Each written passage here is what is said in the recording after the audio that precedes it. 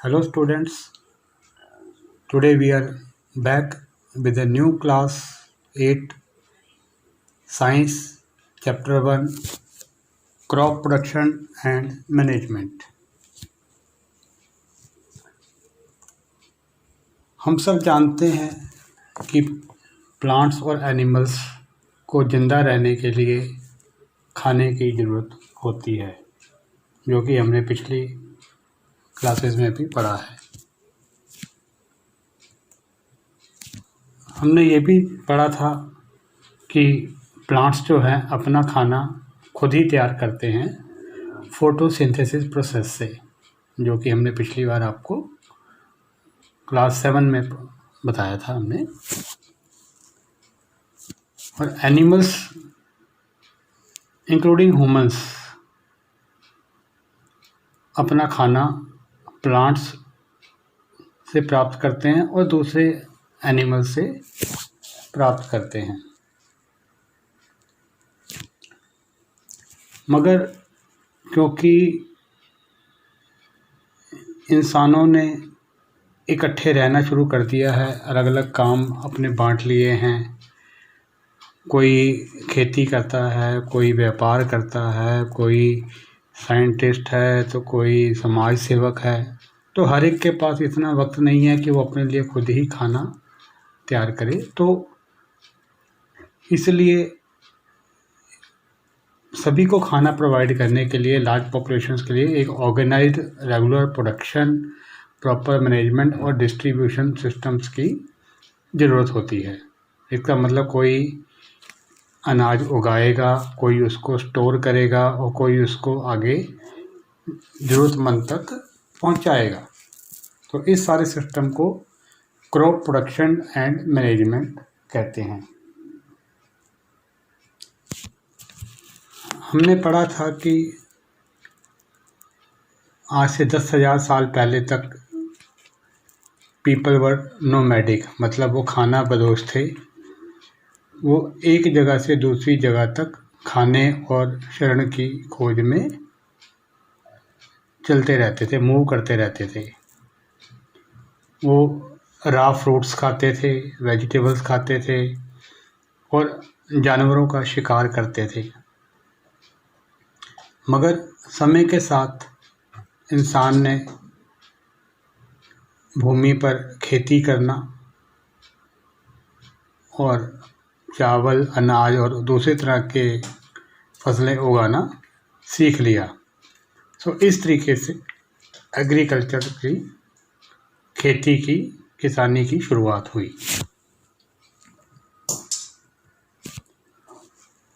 अब हम देखेंगे कि क्रॉप्स, एग्रीकल्चर प्रैक्टिसेस क्या हैं।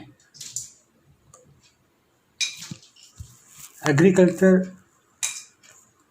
क्रॉप्स किसे कहते हैं? The cultivation of same kind of plants eight one place on large scale is called crop. Crop मतलब फसल। किसी एक तरह के पौधे को एक ही जगह पर बड़ी मात्रा में पैदा करना फसल कहते हैं। जैसे आपने देखा होगा कि अनाज की फसलें, सीरियल्स, जैसे कि आपने पिक्चर में देख रहे हैं। दूसरी पिक्चर में आप वेजिटेबल्स की क्रॉप्स देख रहे हैं और तीसरी पिक्चर में आप फ्रूट्स की क्रॉप देख रहे हैं। तो ये अनाज, सब्जियां, फल, ये सब उगाए जाते हैं फसलों में। अब हम ये देखेंगे कि भारत में किस तरह की फसलों का पैटर्न है। आमतौर पर भारत में दो तरह के फसलों का क्रॉप पैटर्न, मतलब फसलों के पैटर्न देखे गए हैं।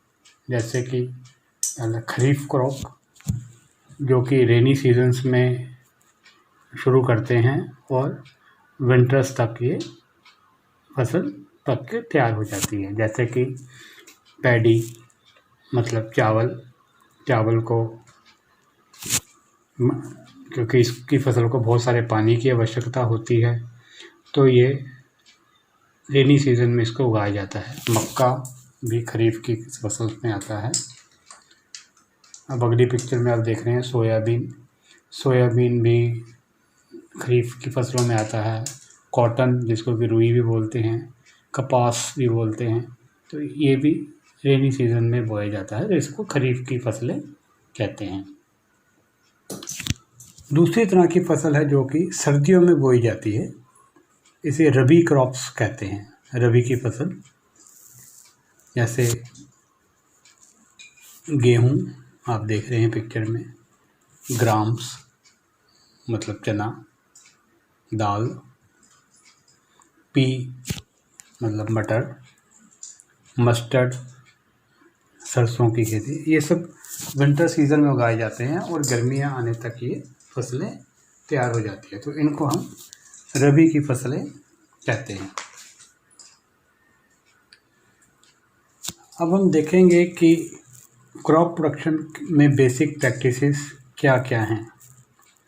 इसमें सबसे पहले आता है प्रिपरेशन ऑफ सॉइल, मतलब मिट्टी को तैयार करना, सोइंग मतलब बीजना, एडिंग मैन्योर एंड फर्टिलाइज़र मतलब खाद और उर्वरक को डालना, इरिगेशन सिंचाई व्यवस्था, फसलों को पानी देना, protection of weeds from weeds मतलब फसलों को अनवांटेड पौधों से बचाना, हार्वेस्टिंग फसलों की कटाई और थ्रेशिंग, उसके बाद स्टोरेज, क्योंकि फसल को अगर उगाया है तो उसको स्टोर भी करना है ताकि उसको सही लोगों तक पहुंचाया जा सके और लंबे समय तक लोग उसको सेवन कर सकें। सबसे पहले अब हम बात करेंगे प्रिपरेशन ऑफ सॉइल की। प्रिपरेशन ऑफ सॉइल में सबसे पहले मतलब मिट्टी की तैयारी, इसको टिलिंग और प्लोइंग मतलब जोतना, मिट्टी को पलटना और जोतना। The process of loosening and turning the soil. Ploughing किसको कहते हैं? हल खेत जोतने को, मतलब मिट्टी को लूज करना और उसको उल्टा कर देना, टर्निंग द सॉइल।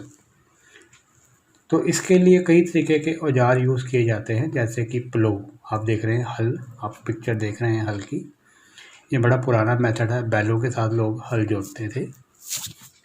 मगर आज की तारीख में ट्रैक्टर, जैसे कि आप देख रहे हैं न्यू मेथड में लोग ट्रैक्टर्स के साथ खेती करते हैं, जिससे कि काम बहुत ही जल्दी हो जाता है।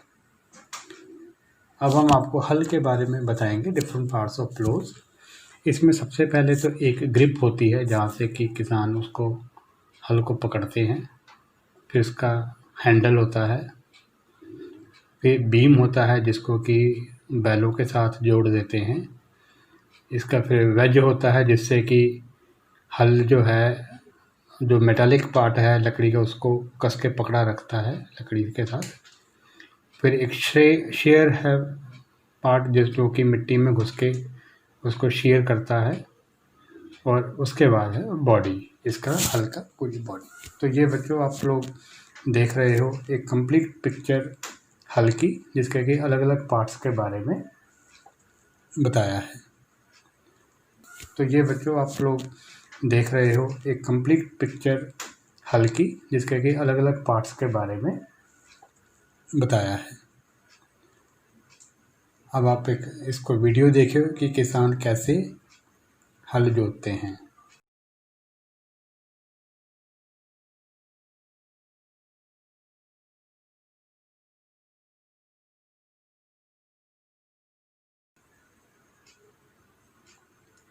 अब हम बात करेंगे प्रिपरेशन ऑफ सॉइल के अगला प्रोसेस की, टिलिंग और प्लोइंग आज का कैसे करते हैं इसके आगे। तो इसमें कौन कौन से टूल्स यूज़ होते हैं, तो अब यह देख रहे हैं, एक तो हो, अभी प्लो आपने देखा था, तो अगला टूल जो यूज़ करते हैं वो हो मतलब कस्सी, इससे भी हम मिट्टी को पलट सकते हैं। उसके बाद मॉडर्न मेथड्स में कल्टीवेटर्स हैं, जिसको कि किसान ट्रैक्टर के पीछे बांध देते हैं, तो इसलिए कई सारे हलों का काम एक साथ करता है, तो इससे बहुत तेज़ काम होता है।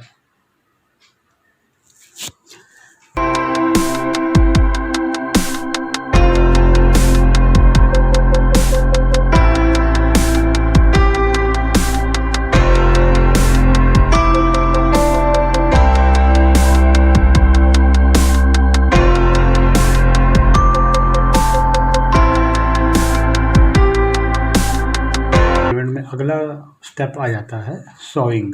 सोइंग मतलब बीजना। किसी भी फसल को अच्छी यील्ड प्राप्त करने के लिए, अच्छी मात्रा में प्राप्त करने के लिए ये बहुत ज़रूरी है कि अच्छे और हेल्दी सीड्स ही यूज़ किए जाएं। तो जब एक बार प्लोइंग हो जाती है, मिट्टी जोत जाती है, तो उसके बाद ये फनल टाइप का मेथड है जो आप देख रहे हैं, इसमें बीज डाल देते हैं। तो ये जगह जगह एक समान मात्रा में बीज को मिट्टी में बिखेरता रहता है और फिर साथ के साथ ही मिट्टी पलटकर उसके ऊपर भी आ जाती है। जब लूज़ मिट्टी होती है तभी बीज उससे निकल पाता है। अगर नीचे मिट्टी हार्ड है और बीज को आपने हार्ड मिट्टी के नीचे दबा दिया तो उससे जो बीज है वो फूट के बाहर नहीं निकल पाएगा। तो इसलिए आपने देखा कि बीज कैसे बीजते हैं। एक फनल है, फनल में बीज डाल देते हैं तो उसमें से बारी बारी से थोड़ी थोड़ी डिस्टेंस के साथ बीज गिरता जाता है और बिजाई होती रहती है। मगर आजकल एक नए मॉडर्न मेथड में सीड ड्रिल नाम की मशीन आती है, जैसे कि ट्रैक्टर के साथ लगा देते हैं और ये साथ के साथ काफ़ी मात्रा में एक साथ बहुत सारे फनल्स का काम करती है और बहुत तेज़ी से ये बीज लगाती है। अभी आपको मैं वीडियो दिखाएंगे, इसमें आप देख सकते हैं कि किस तरीके से सीड ड्रिल काम करता है।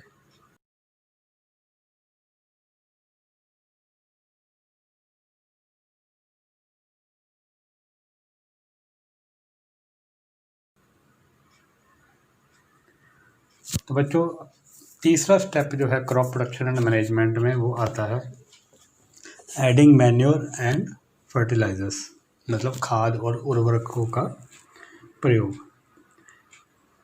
तो बच्चों, अभी हमने देखा है कि जब हम फसल से बार बार फसल उगाते हैं तो हमारे मिट्टी के अंदर से बहुत सारे जो तत्व हैं, जो कि न्यूट्रिएंट तत्व हैं, जो कि प्लांट्स के हेल्थी ग्रोथ के लिए हमें चाहिए होते हैं, वो कम हो जाते हैं। तो जब हम न्यूट्रिएंट्स को ऐड करते हैं, सब्सटेंसेस को ऐड करते हैं, तो उन्हें हम मैन्योर मतलब उर्वरक और फर्टिलाइजर कहते हैं। जो soil supplies the mineral nutrients to the plant, जो मिट्टी है ये प्लांट्स को मिनरल और न्यूट्रिएंट्स जो हैं वो सप्लाई करती है। Since the continuous cultivation of crops makes the soil poor in nutrients, means less fertile, the farmer add manure and fertiliser to the soil in order to replenish the nutrients in the soil. तो इसका मतलब है कि जब लगातार खेती करने से मिट्टी की में न्यूट्रिएंट्स कम हो जाते हैं, मीन्स उसकी फर्टिलिटी कम हो जाती है, तो किसान उस मिट्टी में खाद और उर्वरक डालते हैं जिससे कि मिट्टी के अंदर न्यूट्रिएंट्स की कमी को पूरा किया जाता है। तो बच्चों, ये खाद और फर्टिलाइज़र, मैन्योर एंड फर्टिलाइज़र, इन दोनों में क्या डिफरेंस है अभी हम इसमें बात करेंगे। तो इस टेबल में आप देख रहे हैं कि पहला डिफरेंस है fertilisers are man made inorganic salt. खाद जो है मानव के बनाए हुआ इनऑर्गेनिक साल्ट है, मतलब कि वो कुदरती उपज नहीं है। जबकि manure is natural substance obtained by the decomposition of cattle Dang and plant residues. तो मैन्योर जो है ये एक नेचुरल सब्सटेंस है जो कि हमें जानवरों के मल तथा प्लांट्स के सड़ने के बाद जो रेजिड्यूज है उससे प्राप्त होता है। तो दूसरा डिफरेंस पे अगर हम बात करते हैं तो वो है fertiliser is prepared in factory. Fertilisers को फैक्ट्रियों में बनाया जाता है, जबकि manure can be prepared in fields. Manure को खेतों में ही बनाया जाता है। तीसरा डिफरेंस है fertiliser does not provide any humus to the soil. Fertiliser जो है ये सॉइल को कोई भी ह्यूमस नहीं देते हैं, मतलब इसको उसके अंदर पोरोसिटी नहीं ला पाते, जिससे कि मिट्टी के अंदर सारे तत्व सही जगह पर पहुँचे। जबकि मैन्योर जो है ये मिट्टी में बहुत सारी पोरोसिटी पैदा कर देती है, लॉट ऑफ ह्यूमस पैदा करती है, जिससे कि उपज ज़्यादा अच्छी होती है। चौथा डिफरेंस है बच्चों इसमें, fertilisers are very rich in plant nutrients like nitrogen, phosphorus and potassium. क्योंकि फर्टिलाइजर्स को फैक्ट्री में बनाया जाता है, केमिकल से बनाया जाता है, तो जिस न्यूट्रेंट की ज़रूरत होती है तो उसको उस न्यूट्रेंट को बहुत ही अधिक मात्रा में उसमें डाला जाता है, जैसे कि नाइट्रोजन, फास्फोरस एंड पोटेशियम। जबकि manure is relatively less rich in plants nutrient. जो मैन्योर जो है ये न्यूट्रेंट्स में इतना रिच नहीं होता जितना कि फर्टिलाइज़र जो कि केमिकल फैक्ट्रियों में बनाए जाते हैं। तो अभी हमने देखा दोनों के बीच में डिफरेंस क्या था मैन्योर और फर्टिलाइज़र के बीच में। तो आमतौर पे हमने देखा कि organic manure is considered better than fertilisers. Organic जो उर्वरक है, मैन्योर जो हैं, ये फर्टिलाइज़र से ज़्यादा अच्छे माने जाते हैं, क्योंकि इनके मैन्योर्स के अंदर वाटर होल्डिंग कैपेसिटी होती है। ये वाटर होल्डिंग कैपेसिटी सॉइल की बढ़ाते हैं, जिससे कि पानी पौधों को ज़्यादा मात्रा में जाता है। It makes the soil porous due to which exchange of gases becomes easy. ये मिट्टी को पोरस बना देते हैं, मतलब खोखला बना देते हैं, जिससे कि गैसों का एक्सचेंज करना जो काफ़ी आसान हो जाता है। It increases the number of friendly microbes. ये जो हमारे फ्रेंडली माइक्रोब्स होते हैं, जीवाणु होते हैं, जो कि फसलों को बढ़ाने में, जड़ों से न्यूट्रेंट्स को सॉइल तक ले जाने में काम करते हैं। It improve the texture of soil, और ये मिट्टी की गुणवत्ता को भी बढ़ाते हैं मैन्योर्स। तो अभी आपने देखा मैन्योर्स के, फर्टिलाइज़र के ऊपर मैन्योर्स के फ़ायदे। मतलब अगला क्रॉप प्रोडक्शन एंड मैनेजमेंट में अगला स्टेप आता है इरिगेशन। जब एक बार, अभी तक हमने क्या पढ़ा, हमने खेत को जोत लिया, प्रिपरेशन ऑफ सॉइल हो गई, सोइंग हो गई, एडिंग मैन्योर एंड फर्टिलाइज़र हो गया। तो फोर्थ स्टेप हमारा आता है इरिगेशन, क्योंकि पौधों को पानी देना होता है। इन्हें किसी को बढ़ने के लिए, पौधों को बढ़ने के लिए पानी की आवश्यकता होती है। तो इरिगेशन क्या है? Supply of water to crops at regular intervals is called irrigation. फसलों को एक रेगुलर मतलब इंटरवल पे पानी की सप्लाई करना इरिगेशन कहता है। The time and frequency of irrigation varies from crop to crop. जो इरिगेशन का जो सिंचाई का जो समय है वो फसलों के ऊपर डिपेंड करता है, उसके हिसाब से बदलता रहता है। Normally sources of water for irrigation are wells, कुएँ से किसान पानी निकाल के फसलों को देते हैं। ट्यूबवेल्स से फसलों को पानी लगाया जाता है। तालाबों से, गाँवों में आपने देखा कि तालाब होते हैं, तो तालाबों से भी फसलों को पानी दिया जाता है। लेक्स, झीलों का पानी भी फसलों के लिए यूज़ किया जाता है। कैनल्स, नहरों का पानी एक जगह से दूसरी जगह तक पानी को ले जाया जाता है, तो उस पानी को भी फसलों के लिए यूज़ किया जाता है। और डैम्स का पानी भी फसलों के लिए यूज़ किया जाता है। तो ये हमारे अलग अलग सोर्सेस ऑफ वाटर हैं इरिगेशन के लिए, सिंचाई के लिए। अब हम बात करेंगे सिंचाई के तरीक़ों की। ये दो तरीक़ों से सिंचाई होती थी। जैसे पहले ट्रेडिशनल मेथड ऑफ इरिगेशन जो थे, उसमें एक मोट यूज़ करते हैं, मोट है जिसमें कि पानी कुएं से निकाला जाता है। एक चेन पंप को यूज़ किया जाता है, आप पिक्चर में देख रहे हैं चेन पंप। ढेकली भी एक प्रोसेस है जिसमें कि पानी एक जगह से दूसरी जगह पर एक घुमाकर ले जाया जाता है। राहट है, इसमें पानी बैलों की जोड़ी से घुमा कर, मैकेनिकल प्रोसेस घुमाकर पानी कुएं से निकाल के खेतों में दिया जाता है। हमारी इरिगेशन के मेथड है। सबसे पहला मेथड जो होता है हमारा ट्रेडिशनल मेथड, जो पुराने जमाने में यूज करते थे लोग सिंचाई के लिए, उसमें सबसे पहला है मोट। मोट क्या होता था, यहाँ पे आपको एक रोप दिख रही होगी, ये रोप बैल से बंधी होती है जो सिंचाई में काम आता है। तो ये रोप को हम क्या करते हैं, बैल की गर्दन पे बांध देते हैं और वो आगे आगे चलती है। और ये जो बकेट है, यहाँ पे एक लीवर लगा होता है और ये क्या है, बकेट है। बकेट क्या होता है, पहले कुएं में डाल देते हैं, जब वो पानी भर लेता है तो यहाँ पे बैल आगे चलती रहती है, जिसकी वजह से ये जो बकेट है ऊपर आता है। फिर यहाँ पे जो किसान है इसको उठा के फिर यहाँ पे अपने जो एग्रीकल्चर लैंड है वहां पे डाल देता है। अब हम बढ़ते हैं अपने सेकंड ट्रेडिशनल मेथड पे। हमारा चेन पंप है। चेन पंप में क्या होता है, यहाँ पे एक तरह से लीवर लगा होता है गोल गोल, और यहाँ पे बकेट्स बंधे होते हैं। और ये जो बकेट्स है कहाँ पे होते हैं, रिवर में लगे होते हैं या पॉन्ड्स में लगे होते हैं। वहां पे लीवर गोल गोल गोल गोल ऐसे घूमता है। फिर ये बकेट धीरे धीरे इस रोप से इस रोप पे ट्रांसफर होता है, फिर ये नीचे जाता है और यहाँ से हमारा एग्रीकल्चर लैंड में पानी जाता है।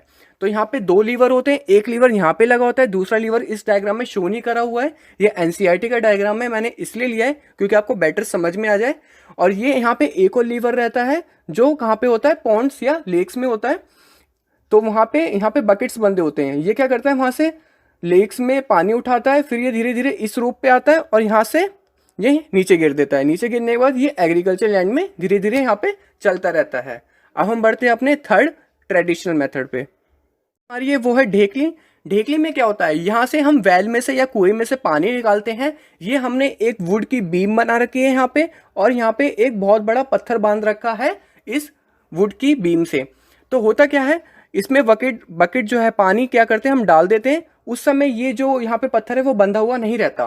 तो जैसे ये पानी वहां से उठा लेता है तो किसान यहाँ पे या कोई पर्सन आके यहाँ पे क्या करता है, ये पत्थर बांध देता है। ये पत्थर बांधने से ये होता है कि यहाँ पे फिर मतलब इसको पकड़ने की फिर से जरूरत नहीं होती, ये स्टेबल रहता है। फिर यहाँ से किसान अपना बकेट निकालता है और अपने खेती वाली भूमि पर डाल देता है जहाँ पे उसे क्रॉप उगानी होती है। अब हम बढ़ते हैं अपने फोर्थ पॉइंट पे। तो जो है वो है हमारा राहत। राहत में क्या होता है, यहाँ पे ये सर्कुलर मोशन में बैल घूमती है, इसके कंधे पे एक बीम लगी होती है और यहाँ पे एक लीवर जा रहा होता है। ये मिट्टी के नीचे क्या है, एक लीवर है। लीवर क्या करता है, यहाँ से ये गोल गोल घूमता है और यहाँ पे पानी का सोर्स है, यहाँ पे क्या है, वाटर सोर्स है। ये यहाँ पे बकेट बंधे हैं, ये यहाँ से क्या करेगा, पानी उठाएगा और एग्रीकल्चर लैंड पे डालता रहेगा। तो होता क्या, सिंपल सा बताता हूँ। ये बीम है, ये क्या है, बीम है जो बैल के कंधे से बंधी है, और ये सर्कुलर मोशन में गोल गोल घूमेगा। जब ये गोल गोल घूमेगा तो यहाँ पे जो एक और यहाँ पे जो टूल लगा है ये भी क्या करेगा, यहाँ पे गोल गोल घूमेगा। लीवर जो यहाँ पे लीवर लगा है वो भी क्या करेगा, गोल गोल घूमेगा, जिसकी वजह से आपको यहाँ पे सर्कुलर मोशन में एक वो दिख रही होगी वुडन ब्लॉक सी, तो ये भी गोल गोल घूमेगी। और यहाँ पे क्या लगे हैं, साइड में बकेट लगे हैं जो यहाँ से वाटर सोर्स से पानी उठाएंगे और यहाँ पे नीचे डालते रहेंगे। अब हम बढ़ते अपने अभी ये मॉडर्न मेथड्स ऑफ इरिगेशंस, इसमें एक स्प्रिंकलर सिस्टम है, ड्रिप सिस्टम है। ये आप दोनों की पिक्चर देख रहे हैं स्प्रिंकलर सिस्टम की, जिसमें फव्वारे की तरह पानी सारी पूरी जगह दिया जाता है। ड्रिप सिस्टम में पानी ज़मीन पे बूंद बूंद करके गिराया जाता है। तो अभी हम आपको एक वीडियो दिखाते हैं मॉडर्न मेथड्स ऑफ इरिगेशंस पे। मॉडर्न मेथड्स ऑफ इरिगेशन में हम पढ़ेंगे सबसे पहला स्प्रिंकलर सिस्टम। स्प्रिंकलर सिस्टम क्या होता है, एक ट्वेल से बंधा होता है, यहाँ पे इसने वेल से कर रखा है, इसमें एक मोटर लगी होती है और ये सारे पाइप्स कनेक्टेड होते हैं क्रॉप्स लैंड में।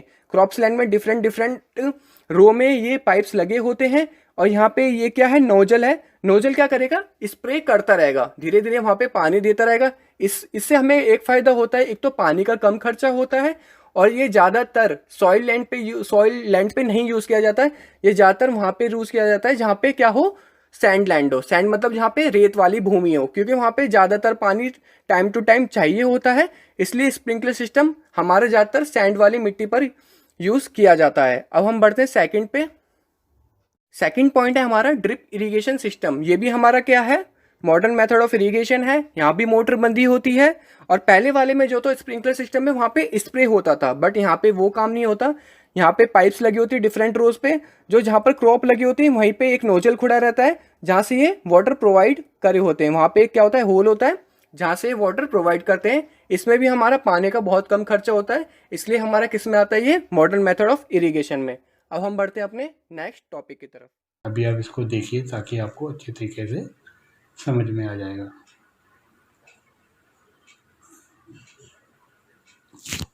बच्चों अब अगला step crop production and management में आता है प्रोटेक्शन फ्रॉम वीड्स। जब हमारी फसलें उगती हैं तो हम उसमें देखते हैं कि बहुत सारे प्लांट्स अनडिज़ायरेबल, मतलब जो ना चाहते हुए भी उसमें से निकल आते हैं, उनको वीड्स कहते हैं। इन वीड्स को फसलों से निकालना, क्रॉप से निकालना, इस प्रोसेस को वीडिंग कहते हैं। तो वीडिंग कैसे की जाती है? एक तो जब फसल बीजने से पहले, मतलब बिफोर सोइंग, जब हम टिलिंग करते हैं, मतलब मिट्टी को पलटते हैं, खोद के पलटते हैं, तो उससे क्या है, छोटे छोटे पौधे जो होते हैं वो भी कट के अपना बाहर निकल आते हैं। तो ये भी एक वीडिंग प्रोसेस है। उसके बाद जब फसल को बीज गई होती है, आफ्टर सोइंग जो पौधे निकल आते हैं, तो उसके साथ भी कई बार वीड्स निकल आते हैं, तो उसको किसान खुरपी के से निकाल लेते हैं फसलों को। और इन वीड्स को कंट्रोल करने के लिए केमिकल्स भी आते हैं जिनको वीडिसाइड्स बोलते हैं। फार्मर्स इन वीडिसाइड्स को, केमिकल्स को स्प्रे करते हैं। जैसे अभी आप इस पिक्चर में देख रहे हैं कि एक किसान अपनी फसलों के ऊपर वीडिसाइड्स को स्प्रे कर रहा है। हार्वेस्टिंग। तो बच्चों अगला स्टेप जो है क्रॉप प्रोडक्शन मैनेजमेंट में वो आता है हार्वेस्टिंग। अब फसल आपकी तैयार हो गई है तो अब उसको काटना भी है। तो ये cutting of crop after it is mature is called harvesting. तो मतलब फसल के तैयार होने के बाद उसको काटने के प्रोसेस को हार्वेस्टिंग कहते हैं। The crops are pulled out और cut near to the ground. Crops जो है ज़मीन से खींच कर निकाल ली जाती है या उसको ज़मीन के बिल्कुल साथ पास से काट लिया जाता है। From the harvested crops, grain seeds need to be separated out from the chaff. The process is called threshing. जो कटी हुई फसल से उसके ग्रेन सीड्स, जो अनाज को निकालने का जो प्रोसेस है, उसको थ्रेशिंग कहते हैं, जिससे कि अनाज के दाने फसल से बाहर आ जाते हैं। In modern time there are machine which both harvest and thresh.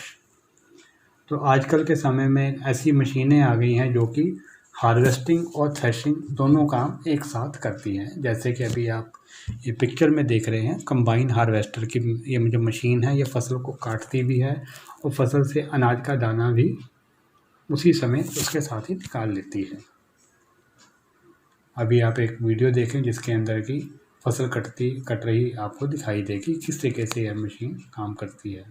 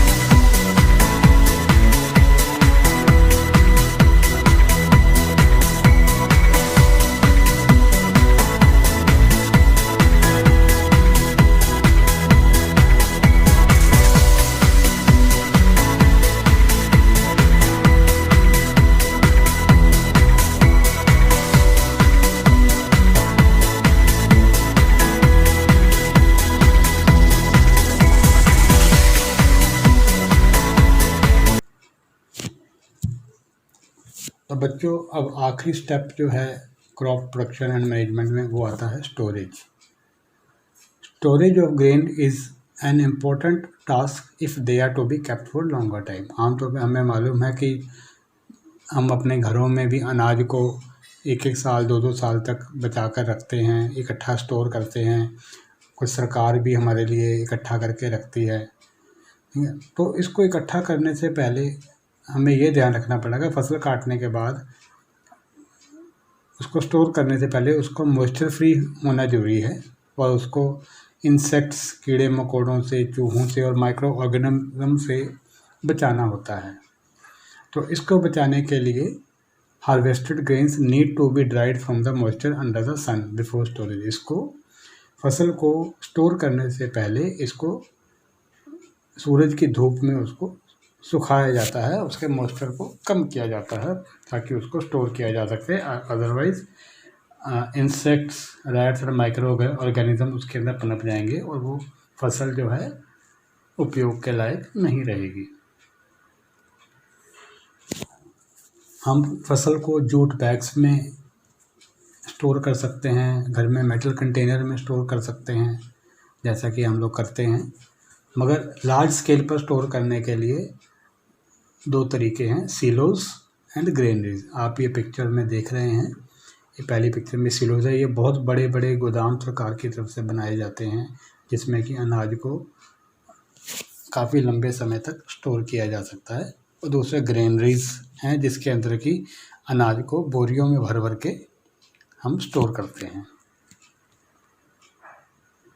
तो बच्चों, ये था crops management, production and management. तो मैं आशा करता हूँ आपको अच्छी तरीके से समझ आ गया होगा और आपको ये हमारा वीडियो भी पसंद आया होगा। तो आप हमारे इस वीडियो को ज़रूर लाइक करें और इसको शेयर भी करें तथा हमारे चैनल्स को भी सब्सक्राइब करें। धन्यवाद।